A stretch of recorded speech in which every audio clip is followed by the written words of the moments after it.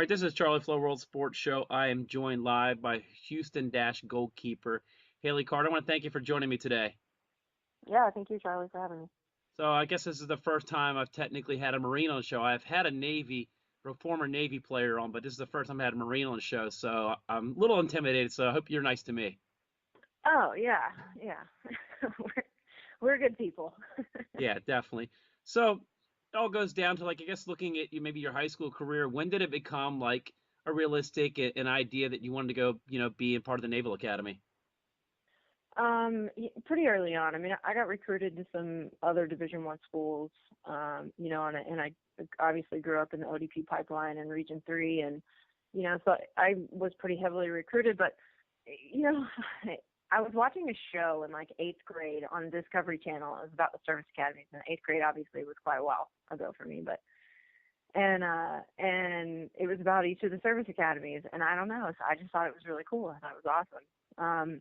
And I had talked about it. It's kind of like in the back of my head, going through high school and playing soccer. And then, as the time came to start looking at colleges and where I was going to play, and I went up there for a summer camp, like the way you do as a kid, like obviously you're talking to coaches, trying to get recruited.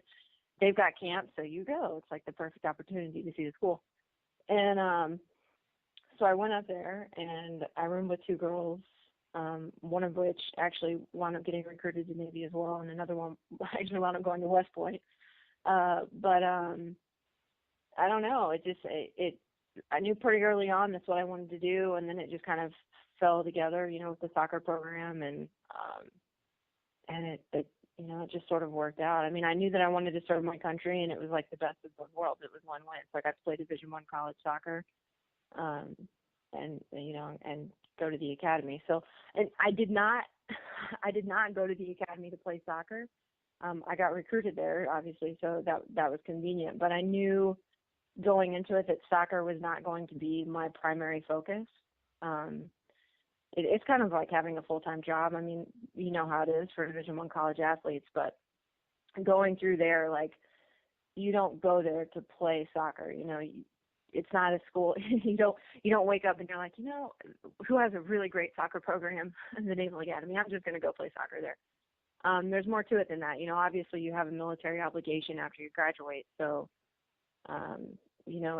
it's a tough recruiting draw for them. I think, you have to find the right type of person, the person that wants to serve their country and is willing to deal with the academic rigors and the military rigors on top of, playing college soccer. So you get a lot of type A personalities, and it's fun. It's a lot of fun. Yeah. I knew pretty early on. And there's also that thing that that let's be honest here, that some college athletes get a little bit of break at some schools. There's a little bit of favoritism towards theirs, but the rumors are, and what I've heard firsthand is that a lot of the military academies is you guys are just like any other student, and you have all the responsibilities of the students, and there's not any special treatment towards athletes at the military academies. Yeah, I mean, certainly, you're responsible for the same things that everybody else is responsible for. Your grades and all of your military work. I will say that if you were to ask my roommates, they would tell you that I got out of plenty of drill and parades, and I didn't have to march as often as them. But other than that, you still have all of the same military obligations. You have formations, and everything's the same. So there is a little bit, I think it's a natural thing, just happens between midshipmen. There's a little bit of resentment with varsity athletes because a lot of times we're not there. We're gone on movement orders for games, and you miss some things, but that's just part of life. I'm not going to say that being a varsity athlete was any more difficult than being a non-varsity midshipman. It's hard for everybody.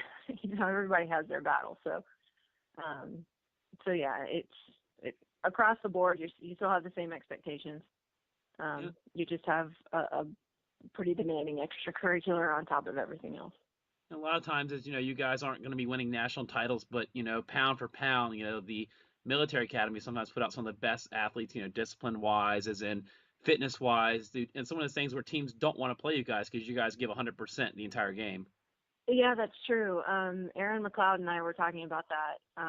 She was at Penn State the same time that I was at Navy, and we played each other twice in our careers. And we talked about, of course, we always play up. Anytime we get to play a really huge Division I school, North Carolina or Penn State or Stanford or anything like that, we always, it's our opportunity to kind of prove ourselves amongst that group. And Erin was telling me how much they hated playing us because we were always super fit and we never quit, and it was going to be a battle. They knew that we were going to be playing up, but they also knew that our fitness was eons beyond a lot of other Division I schools, just because the expectation, I think, for fitness is a little bit higher. Obviously all women's soccer programs work on fitness, but it's beyond just soccer. I mean, that's part of our mission at the Naval Academy, to develop midshipmen physically. So, we get tested on that and we graduate depending on how fit we are. So it's more of a lifestyle to us as opposed to just in season, out of season. It's an all of the time sort of thing. So, but yeah, Erin would tell me how much they always hated playing Penn State always hated playing Navy for that reason. So that's good. I mean. And Yeah. interestingly, you become teammates and you get to push her, every day at practice. Crazy enough. That's right. Yeah. Now, what was that like when you guys, get into the NCAA tournament? I think you got into a couple times when you were there. We did. The first time in program history we got was the 2003 season.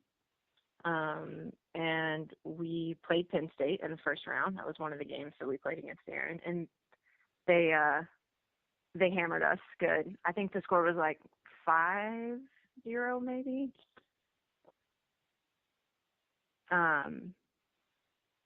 Yeah, I think it was 5-0. I'd have to look back, but either way, it was not it was not close. But honestly, we were so excited to be there that it was great. We got like Patriot League championship rings that year. I still have it actually. I still have my Patriot League champion ring. We were pretty excited about it. It was fun, and now they're making appearances pretty consistently. They've made a couple since then, and they're doing pretty well in the league, in Patriot League now. So, they're always right on the cusp. And I think that the program is significantly better now than it was when we were there. I mean, it was great when we were there, but I think that they continue. Karen Gabera and Rob Blank continue to do really great things there. They send you a thank you card here, right? They send you a thank you card, yeah. Right. Yeah. So. What was the experience like there too? Just being involved with the naval athletics. You guys. The soccer's big there, but the big game every year is the Army-Navy game. Army-Navy. Yeah. So what was that experience like? Did you get to go to any of those games? You have to go. You know this. The entire brigade of midshipmen has to go to that game. Yes, I went all 4 years, and I've been twice since I graduated. I'd like to go more often, but obviously with deployments and everything else, it's been tough. But that was always a good time. It was always a challenge to dress warm enough. I'll say that it probably took me until my first class year to really figure out my wardrobe to stay warm for that entire game. But yeah, it's always a blast. It's always a really good time. You went this year, right? I've gone 3 years in a row. So yes, the dressing part, I made the mistake first year not dressing warm enough. It happens, it happens. But yeah, my husband and I, my husband's Army, and so house divided a little. And we were laughing watching it this year, and I said, what is going to happen the year that Army finally beats Navy? I mean, we don't know when it's going to happen, but at some point they're going to have enough, and things are going to change. And I just wonder at what's going to happen. And my husband's like rioting in the streets. It's going to be rioting in the streets of Annapolis. So we're still pretty into it for sure. What side do you think your son's going to take? I'm sure that's been a discussion within the family. Oh, he's going to the Naval Academy. He doesn't know it, but no, I don't know. Both of us are pretty laid back with that. He'll do whatever he wants to do, whatever makes him happy. But I think maybe we think that the negative reinforcement, or what is it, the opposite. Yeah. We won't talk about it with the hopes that maybe he'll be interested in it, but if we talk about it a lot, then he's going to be like, no, I'm not doing that. Well, I And come I from feel Air like you guys Force. want I come me from Air Force family, so I'll put it in the call too. Maybe that'll help. to. Yeah, so we'll see. He'll, whatever he wants to do will make us happy, so long as he's happy. But yeah. So when you had your deployments, you went over to Iraq twice, and I think you were stationed in France and Hawaii. How did you maintain playing soccer? Because that's a big thing that people don't know. There's a lot of, soccer play within the military, when you are deployed. Yeah, so, obviously, like I said, I knew right away that soccer was not going to be the priority in my life, like serving my country was. So, and especially in the Marine Corps, all Marine sports and all armed forces sports kind of get put to the wayside. We're a smaller force than the Army and the Air Force, and both of those branches have like world-class athlete programs and stuff like that. The Marine Corps, not as much. The Marine Corps, the focus is on the things that the Marines do. So I made my first deployment to Fallujah in 2007, and while I was there, it just worked out that a girl that I played college soccer with that graduated in 2005 was my roommate. So it was perfect. My roommate on deployment. She was the XO of our security company, and so we were able to get into playing pickup games all the time. When we had chances, we both worked at night, just with convoys and different things going on. So we'd get in early in the morning, and then, we try and stay up as late as we could to play pickup games at like 11 or 12, like noon. And we had several Iraqi interpreters that would play, and other Navy women soccer players had been in Fallujah prior to us and would tell those guys, oh, yeah, we've got 2 more girls that are coming in with this unit, and they'll be here at this time, and you guys can play against them. And we kind of just passed the torch along. As some girls will leave on deployment, other girls will come in, and it just worked out. It's a small world. So, we managed to do that. So we were playing with guys all of the time, and so that's a quick pace deal. So we did that, and then after I got back from my deployment, I worked up for the All Armed Forces team, and we went to the World Championships in Ada, Netherlands in 2008. That was a great time. That was a lot of fun. And then I went on another deployment. It was a year-long deployment, it was a really long year. It was like 14 months. It's a little bit longer than a year. But while I was there, word kind of spread that I played soccer. And so, I got set up on playing on different like pickup games and stuff like that. And then I was at Al Asad Air Base, and there was an Iraqi Army base. It was kind of off to the side, kind of located next to Al Asad. And as a public affairs type deal, we had actually set up a game with members from the Al Asad, U.S. military members from Al Asad with the Iraqi Army team, the 7th Iraqi Army Division. And of course, I was the only girl for that, which was fun.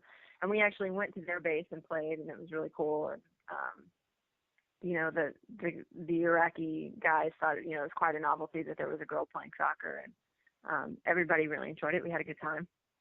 And so I kept, I obviously kept up playing that way. And then in 2010, came back and played All Armed Forces again, and we went to Cherbourg, France in 2010 for the World Championships. And then as soon as I got back, matter of fact, flying back from Paris, I flew to Paris and then to Camp Lejeune to check out. I flew to Camp Lejeune, North Carolina, picked up my paperwork, got back on a plane, and flew to Hawaii. So was stationed out in Hawaii for 4 years, close to 4 years. And while I was there, I played with the Honolulu Bulls Soccer Club, the same club that Brian Ching grew up playing in. Lots of solid soccer players in Hawaii. It's like this little secret that not very many people know about. I think Dave Copeland might be able to attest to it best because he goes out there quite a bit. But Hawaii is full of phenomenal female soccer players. Caprice Didasco, who plays for UCLA now, I played with her, and it was like the W1 league. It was the senior women's league on the island, and it was an open competition, and it was mostly former college players or high school seniors, and she was a senior in high school when I played with her. And it was really competitive, and it was a lot of fun. It was still like kind of like youth soccer. You know, you go to this huge soccer park on the weekends on like a Sunday and you play a game and, you know, that's it. But it was awesome to be in my late 20s and to be able to play that competitive a level of soccer. And then of course I had my son while I was in Hawaii, so I took a little bit of a hiatus from soccer. And I had played like rec league through like the time that I was like 6 months pregnant, and then I was like, I can't keep up beyond 6 months pregnant. So I took a little bit of time off, and then got out of the Marine Corps, moved back to Austin. I took a job in Austin, and so yeah, so that's how I got to Austin. That's how I played in my career. It's been crazy ride. No, I know what you mean about the Hawaii thing. I actually went out there. I've gone out there about 3 or 4 times to visit friends and family out there, and that was one of the first things I was curious about what the soccer scene was like in Hawaii. And I did some research on the internet, and I connected with some guys on the internet. You know, the internet's an awesome tool for that. And I emailed a couple of guys about pickup games while I was out there, and I played Yeah. some pickups. I think it was like Tuesdays and Thursdays. They played in a little park by Diamond Head. I can't think of the name of that park, but it's right at the Oh foot. yeah, it's right there at the foot of Diamond Head. So I played some pickup games Yeah. there, and I thought it was neat the diversity. You know, that soccer is such an international game that there were so many different people's walk of life there. A couple Portuguese guys, Brazilians, you know, tons of guys from Yeah. different parts of Asia, you know, and then the actual Hawaiians that are native to the island. So I thought that was kind of neat when you have all different styles of play, but still at the end of the day, you're playing the same game. So that part is like you said about, you know, Dave going out there for beast mode, and I've had Yeah. conversations with Washington Spirits head coach Mark Parsons. He did some coaching out there, I think in Lanikai area. So I mean, I've even just seen people in the parks, Yeah. and it seems like a very untapped sport because the big sports there are the football and baseball is growing, but I think soccer, I mean, pound for pound. Well, I mean, if you just think the size, you know, the like per capita production of women's soccer players for that state, it's huge. I mean, you've got like Mana Shim and Tasha Kai and those girls coming out of that state, and that state's tiny. Caprice Didasco, I mean, those there are not a whole lot of women's soccer players because the state is so small. But you know, when you think of the number of players coming out, it's phenomenal to me that they produce as many as they do. But you don't hear a whole lot about it. You know, because it's kind of secluded and off on its own. But yeah, I mean, phenomenal soccer players coming out of there for I mean, sure. I mean, you can attest to it probably from living there, just the discipline of the athletes there, and just of, you know, the Pacificers that get in like leagues like the NFL, just like how pound for pound good of an athlete they are, like dedication and Absolutely. endurance wise. Yeah, absolutely, absolutely. Now, how did this all go down with you getting involved with the Houston Dash? They were an expansion team last year. They came in, added to the league underneath, you know, the ownership of the Houston Dynamo. How did that all process go down for you? Kind of a funny story. So, you know, we're a huge soccer family, like still to this day. My parents are still obsessed with it, and my parents' best friends are obsessed with it, and you know, so that has continued. And we were at the, I got tickets to the MLS Cup, the first leg of the MLS Cup in 2013. Was it 2013? It had to be. With Sporting KC and the Dynamo, and it was played at home. And while I was there, they were saying, oh, you know, Chris Canetti just tweeted out trying to get feedback about having an NWSL team, and you know, what do you think? And people were asking me, and I was like, yeah, I'm not holding my breath. You know, like I've heard this before. Like no, I'm not holding my breath. Like, okay. You know, people are like, well, what would you think? And I'm like, well, I think it would be awesome. I think Houston could totally support it, but you know, I'm not gonna count my chickens, you know. And so it just kind of went on, and it rested until like January time frame, and then you know, things get like officially announced, and things are rolling quick. You know, they bring in Tony DeChico to do his consulting, and they've got Brian, and they've got Randy, and you know, so I'm kind of sitting watching this happen, like, oh, you know, they're making this a reality. And I thought they had put out to get on the waiting list. They put on a link to get on the waiting list for season tickets. And I thought, well, of course I'm going to get season tickets. I mean, I live in Austin, but I'm going to drive in. Like, I'm supporting this. And one of the ticket sales reps called me, and he was like, hey, you know, season tickets, yada yada. And so I locked on my 2 tickets, and he was like, oh, well, do you play soccer? And I said, yeah, you know, I dabble a little bit. And he was like, oh, well, I'm sure there's going to be open tryouts. You should come and try out if they have open tryouts. And I was like, yeah, okay, sure. And, because I've been around the block and I know how this whole thing goes. And open tryouts are a really great publicity move. You really can get a lot of buzz with the younger women's soccer community. And there is an opportunity for girls who are like seniors in college who are looking to get picked up to kind of travel at their own cost and then come in. But I know how it goes. You get 100, 200 girls to come to tryouts, and you create a buzz. But is there really a whole lot that's coming out of that? Probably not. But I figured I'll go anyway. Like I was kind of watching the team develop slowly, and trades were happening, and so I was kind of thinking, well, Bianca's in, and then Erin came in, and so I'm kind of watching this happen. And I'm like, well, I know he's going to need more goalkeepers, at least for preseason, and so yeah, I guess I'll go. And so I drove down and I stayed with my mom that weekend, and yeah, so I went to open tryouts and got invited to come back the next day. And then Randy hit me up and invited me to preseason, and the rest is history. And I still have my season tickets. Yeah. And I'm sure your husband and son, I mean, your son's still younger, but what was some of your husband's reaction when he found out when you make the call or you text him and tell him, hey, I made the team? Well, he had made the move from Hawaii, and he was in Austin with me, and it had been several days after open tryouts, and I was already back at home in Austin, and I got an email actually from Randy. I'd gotten an email, and so I read the email to my husband, and we might have freaked out a little bit. We might have been running around the house screaming, thinking that it was a pretty cool opportunity. But so he was excited. It was hard for us last season.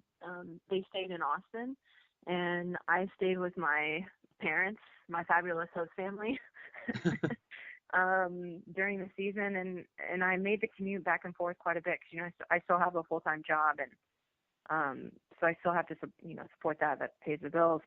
And I made the commute back as often as I could, but I probably saw Michael and Harper maybe 5 days a month. It was really hard. And one of the main reasons we both made the decision to get out of the military was because we didn't, having a young family, we wanted to keep our family together as much as possible. So the distance was kind of rough. So going as last season kind of was winding down, I talked to Randy towards the end of the season, and I asked him, what are your plans for next year? Are you going to have me back for next year with the World Cup and everything going on? Like, we're really trying to build the roster as much as possible, and I'm sure that you've heard Randy talk about having two teams, having kind of a pre-World Cup team and a post-World Cup team, and reserve depth is going to be really important, and not just for our team, but I think across the league. The reserve depth, the amateur depth is going to be really, really important. And he said, yeah, we really want you back next season. And cause I had contemplated with retiring, we've talked about this. I contemplated with retiring and mostly because, I've got a family and a full-time job, and I'm pretty content with my life. I feel like I've truly lived in my first 30 years. So, and it was really hard on my family, so I wasn't sure if I could do that again to Michael and Harper, but Randy said, I'd like to have you come back for next year. And so I talked to my husband about it, and Michael put his foot down and said, if you're going to continue playing, then we're moving to Houston. So I said, okay. And so we recently bought a house in Houston, and we've made the move, and we're just getting settled. And it's nice because we can start training, for the off season in kind of my homegrown area, what I'm used to. And yeah, it's nice. It's probably nice to train because you got a lot better weather than a lot of parts of the NWSL teams. You have to go indoors, but I'm sure that's a huge advantage. Amen. Yeah. We have an indoor facility, and sometimes we work out in it, but we don't have to. I can still work out outside. But yeah, it's nice. It's nice to be back in Houston and kind of be settled, and honestly, like, you get to interact more with the fans. We've done a couple things now, and with the season and trying to get season ticket renewals and stuff like that up. So it's nice to have more of us around during the off season to do stuff like that, because we had, I think, obviously we didn't finish that well last season, which is unfortunate, but I think that we had kind of sort of started to build up a little bit of momentum towards the end of the season. And so to keep fans from kind of forgetting about that, it's nice to be able to have players here to continue to interact with the community. And Brittany Bach, especially, she's done an awesome job being involved with the community. So it's nice to be in the town that you're playing in, in the off season. So. I guess you have some advantages too, being partnered up, and having your ties with the Dynamo, that, you have some world-class facilities. And even Ella Masters told me some stories about some of the guys and some of the women, working out together, kind of helping each other. Yeah. It's kind of the same brand. Yeah, we do. We work out together now. I mean, we currently work out with Brad Davis and Corey Ash and those guys. Obviously, we've kind of taken a break a little bit for the holidays, but yeah, we usually our workouts are combined workouts. So it's a lot of fun. It's good. It's a fun atmosphere to train in. Like nobody takes themselves too seriously, but at the same time, it's really competitive, and you get out of it what you put into it, and everyone kind of holds themselves accountable to it. But everyone has a good time at the same time, so it's fun. I really enjoy it a lot. Well, we definitely look forward to 2015. I mean, the draft's coming up, and that's the next big thing for you guys. But wish you the best of luck, and can't wait to see you in net for a few games this year. We'll see. We'll see what happens. Again, Thank you for joining me. This is Haley Carter, goalkeeper, Houston Dash, also Military Academy, the Naval Academy, sorry. But, thank you again for joining me here during this holiday season. Appreciate your time. Yeah, absolutely. Thank you for having me.